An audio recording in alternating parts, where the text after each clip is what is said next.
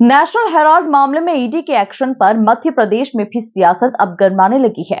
कांग्रेस प्रदेश भर में जिला या फिर तहसील मुख्यालय के बड़े सरकारी दफ्तर के सामने विरोध प्रदर्शन कर रही है, जिसे लेकर बीजेपी प्रदेश अध्यक्ष वी.डी. शर्मा ने कहा कि कांग्रेस को प्रदर्शन करने का नैतिक अधिकार नहीं है। ये सब कांग्रेस सरकार में ही शुरू हुआ था। देखिए खास report. National Herald case ED की पहली चार्जशीट से सियासत गर्म। सोनिया, राहुल और पित्रोदा पर मनी लॉन्ड्रिंग के आरोप। बीजेपी प्रदेश अध्यक्ष वी.डी. शर्मा ने कांग्रेस को दिखाया आईना। 2012 में कांग्रेस सरकार में ही नेशनल हेराल्ड मामले में केस दर्ज हुआ। कांग्रेस को धरना आंदोलन करने का नैतिक अधिकार नहीं। प्रवर्तन निदेशालय यानी ईडी ने कांग्रेस के नेशनल हेराल्ड अखबार और एसोसिएट्स जर्नल्स लिमिटेड से जुड़े मनी लॉन्ड्रिंग केस में मंगलवार को पहली चार्जशीट दाखिल कर दी। इसमें सोनिया गांधी, राहुल गांधी, सेम पित्रोदा और सुमन दुबे के नाम शामिल हैं, जिसे लेकर कांग्रेस के प्रदर्शन पर बीजेपी प्रदेश अध्यक्ष वी.डी. शर्मा ने प्रेस कॉन्फ्रेंस कर कहा कि नेशनल हेराल्ड मामले की शुरुआत 2012 में कांग्रेस की सरकार से हुई थी। नेशनल हेराल्ड मामले में 2013 में कांग्रेस की सरकार में केस दर्ज हुआ। राहुल गांधी, सोनिया गांधी और सेम पित्रोदा के नाम सामने आए थे। ये सब कांग्रेस सरकार में हुआ। ये किसका षड्यंत्र था? कांग्रेस को आज राजनीति करने का कोई औचित्य नहीं बनता। कांग्रेस के मित्रों को मैं बताना चाहता हूं, और मीडिया के मित्र भी इस बात को एक बार पूछें कि इसकी शुरुआत कब हुई थी। तो नेशनल हेराल्ड मामले की शुरुआत 2012 के अंदर हुई थी। तब सरकार किसकी थी? तब कांग्रेस की सरकार देश के अंदर थी।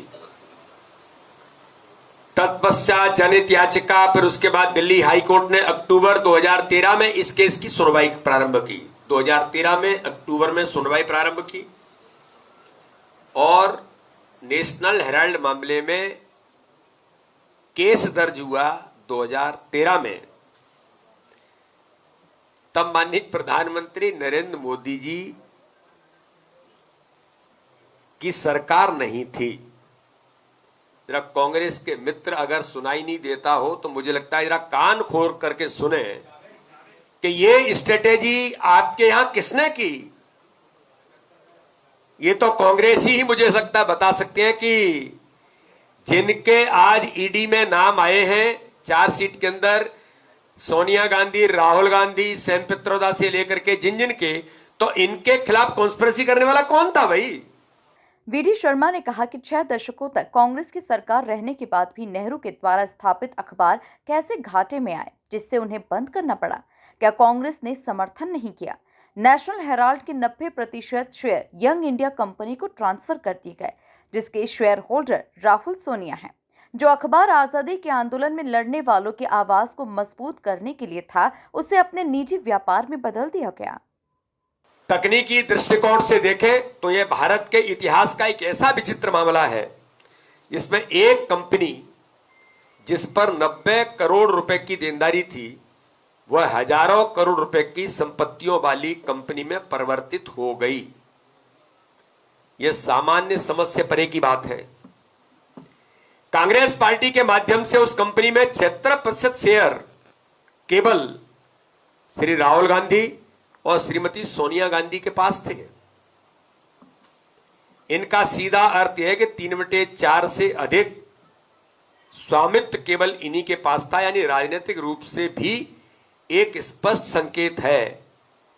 और हास्यास्पद बात यह है कि बाद में यह तय किया गया कि प्रकाशन बंद हो जाएगा और प्रॉपर्टी के व्यवसाय में काम करेंगे। नेशनल हेराल्ड के बारे में वी.डी. शर्मा ने सवाल किया कि क्या कानून को अपना काम नहीं करना चाहिए? कांग्रेस को किसी प्रकार का धरना प्रदर्शन आंदोलन करने का नैतिक अधिकार नहीं है। मोदी की सरकार है, संवैधानिक संस्थान नियम और कानून के तहत काम करेगी। राहुल गांधी और सोनिया गांधी को तकनीकी रूप से जवाब देना चाहिए। नेशनल हेराल्ड 1937 में शुरू हुआ, जिसमें 5000 शेयर होल्डर थे। यह नेहरू खानदान की तब जागीर नहीं थी। इसमें तब बड़े बड़े लोगों ने सहयोग किया था। 2008 में नेशनल हेराल्ड बंद हो गया। उसके बाद कांग्रेस पार्टी ने 90 करोड़ रुपए फंड इस अखबार को दिया, जिसके बाद नेशनल हेराल्ड ने लोन देने से मना कर दिया। फिर कॉर्पोरेट षड्यंत्र करके यंग इंडिया नाम की कंपनी बनाई गई, जिसमें 38% शेयर सोनिया गांधी और राहुल गांधी के थे, बाकी मोतीलाल वोरा और अन्य लोगों के थे। यह जानना जरूरी है कि कांग्रेस पार्टी एक पॉलिटिकल पार्टी है। पॉलिटिकल पार्टी को कई एक्सपेंशंस हैं, तो वे किसी प्राइवेट बॉडी को पार्टी का फंड नहीं दे सकते। फिर बड़े इंटरेस्टिंग तरीके से एक कॉर्पोरेट षड्यंत्र किया गया। यह कैसे यह पूरी संपत्ति एक परिवार के हाथ में आ गई, ये नेशनल हेराल्ड के अंदर जो देश के अंदर हुआ कि नेशनल हेराल्ड के 90 crore share young India company को ट्रांसफर कर दिए गए, जिसके शेयर होल्डर सोनिया और राहुल हैं। यंग इंडिया एक चैरिटेबल संस्था है, लेकिन क्या चैरिटी करती है इसका किसी को कोई पता नहीं है।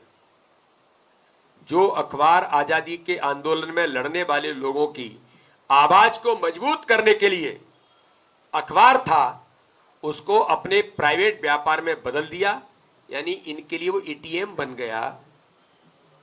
पॉलिटिकल जवाब नहीं, सबूत के आधार पर जवाब दीजिए। 76% शेयर माताजी और पुत्र का कैसे हो गया और 50 लाख के एवज में 9 करोड़ का शेयर उनके पास कैसे आया और हजारों करोड़ों की संपत्ति कैसे आई, इसका जवाब गांधी परिवार को, सोनिया गांधी और राहुल गांधी जी को देश के अंदर देना चाहिए। मामला कोर्ट में है, कांग्रेस को पेश होना चाहिए, तकनीकी जवाब देना चाहिए। आपके पास बड़े बड़े वकील हैं, कई वकील तो राज्यसभा में और कई वकील राज्यसभा के आने की लाइन में हैं, तो इतने बड़े लोग आपके पास हैं, तो इसका जवाब तकनीकी तौर पर आपने इस केस में टेक्निकली देना चाहिए कि नेशनल हेराल्ड केस में देश में लूटने का लाइसेंस नहीं है, जो इससे साबित होता है। कुल मिलाकर नेशनल हेराल्ड मामले में ईडी के एक्शन पर मध्य प्रदेश में सियासत गर्मा गई है। जहां कांग्रेस पूरे प्रदेश में प्रदर्शन कर रही है, वहीं बीजेपी भी इसे लेकर कांग्रेस से कड़क सवाल पूछ रही है। Bureau report, MP news, Bhopal.